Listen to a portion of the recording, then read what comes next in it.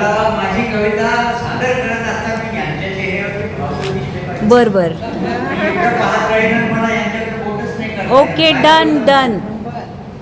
ग्रीष्मात सावलीला शोधून फार झाले, ग्रीष्मात सावलीला शोधून फार झाले, पाणी कुठे मिळेना खोदून फार.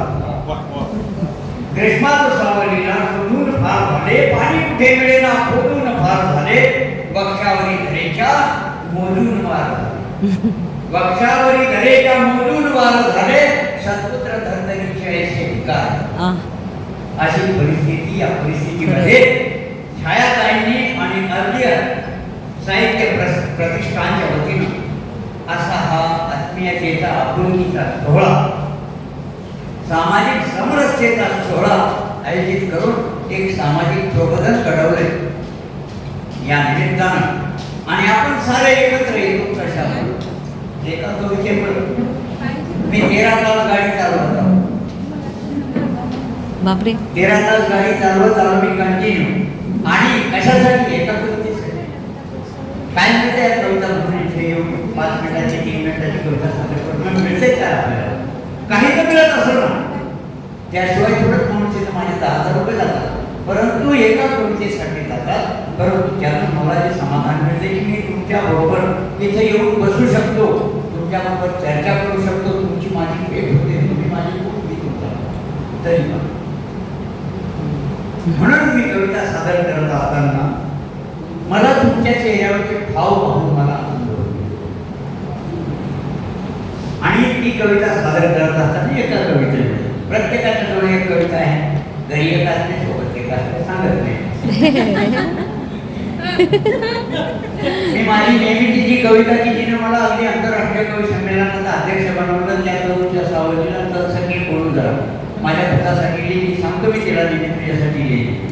ती अजूनही ती मला विचारते की खरंच माझ्यासोबत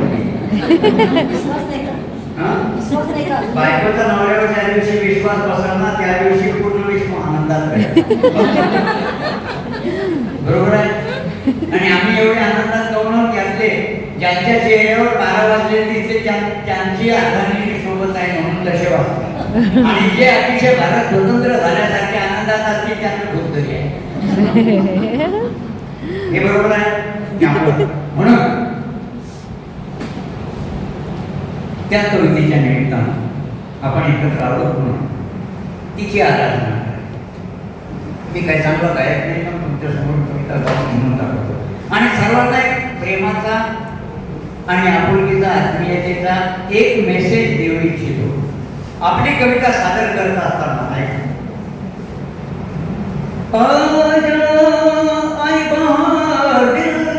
तुमचं मला येतच नाही काय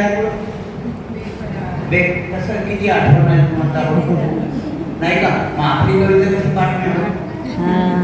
आपली कविता का पाठ होत नाही? मग सिनेमाचं गाणं 60 वर्षापूर्वीचं 50 वर्षापूर्वीचं तुमच्या ध्यानात राहतंय, मी चुकलो तुम्ही म्हणता की नाही.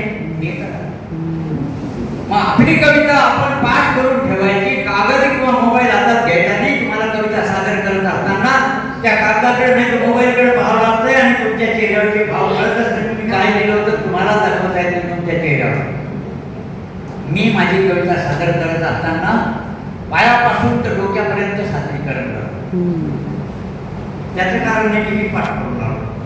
निबंध पाठ करता येतो, श्रावण मासी हर्ष मानसी हे म्हणता येते आपल्याला पूर्ण पाठ. ठीक आहे. एक कवितेमुळे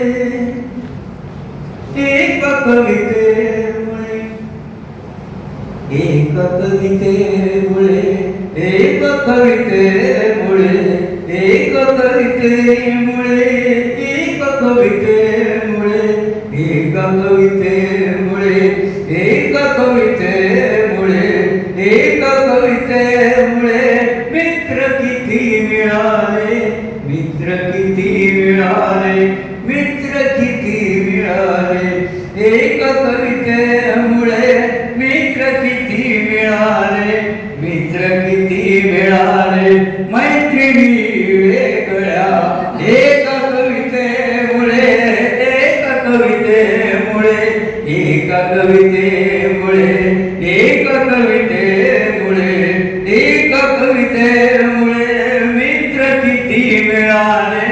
मित्र किती मिळाले मैत्रिणी वेगळ्या एक कवितेमुळे एक कवितेमुळे एक कवितेमुळे एक कवितेमुळे सजले मैफिली किती जिथे गेलो तिथे सजले मैफिली किती जिथे गेलो तिथे कुंड काळजाचे गीते झाले तेथे तिथे कुंड काळजाचे गीते झाले तेथे तिथे किती गळा लागती कानी कुजबुजती किती गळा लागती कानी कुजबुजती मधु घेऊन येती मक्षिका वेगळ्या एक कवितेमुळे एक कवितेमुळे एक कवितेमुळे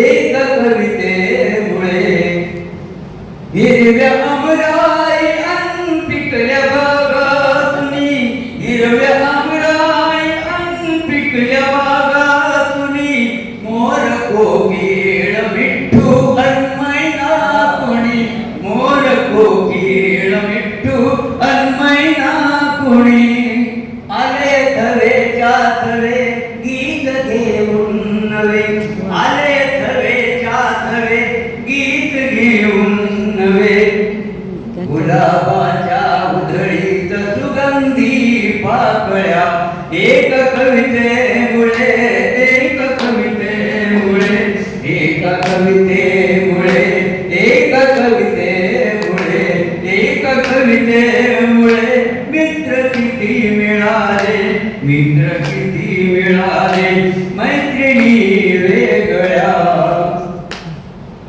किती परवाने अन कुणी शम्मा इथे किती परवाने अन कुणी शम्मा इथे कुणी बगडती अन कुणी जळते तिथे कुणी बगडती अन किती जळती तिथे आग काळ जातली आग काळ जातली कागदावर आली आग काळ जातली कागदावर आली कस्तुरे जोडतो शृंखला साखळ्या एक कवितेमुळे एक कवितेमुळे एक कवितेमुळे एक कवितेमुळे एक कवितेमुळे मित्र किती मिळाले मित्र किती मिळाले मैत्रिणी वेगळ्या एक कवितेमुळे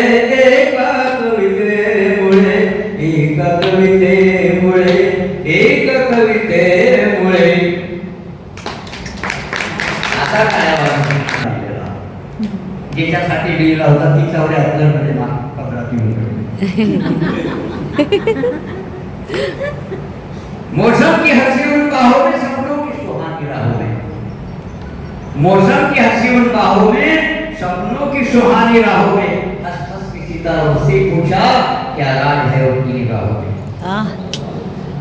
माना नहीं जमाने आग रखी है सर पे कसम खाने को बखुदा मैंने जलाया नहीं परवाने को बखुदा मैंने जलाया नहीं परवाने को हा शेर किंवा तो शेर काही लोकांना पाहून खरंच काही शेर आठवतात जसं छायाताईच्यासाठी मी एक आणखी शेर सादर करतोय आणि तो सर्वांसाठी आहे परंतु त्याचं नेतृत्व करते छायाताई की बना में दर्द ऐसा ने मसीहा हम नहीं लेंगे बना में दर्द ऐसा ने मसीहा हम नहीं लेंगे जिगर पे जख्म तो लेंगे पर हम नहीं बना में दर्द ऐसा ने मसीहा हम नहीं लेंगे आकाशातून देवदूत आला त्याचे उपकार नाही कागज जखमा घेऊन तुमचा मंजूर नहीं करेगा बना में दर्द ऐसा ने मसीहा हम नहीं लेंगे जिगर पे जख्म तो लेंगे पर हम नहीं लेंगे और माना कि शेख साहब हम पीते नहीं माना कि शेख साहब हम पीते नहीं लेकिन घर आए हैं सारे महफिल को हिस्सा कम नहीं क्या पद्धतीचं जीवन जगतात खरंच त्यांना मानाचा आग्रह सलाम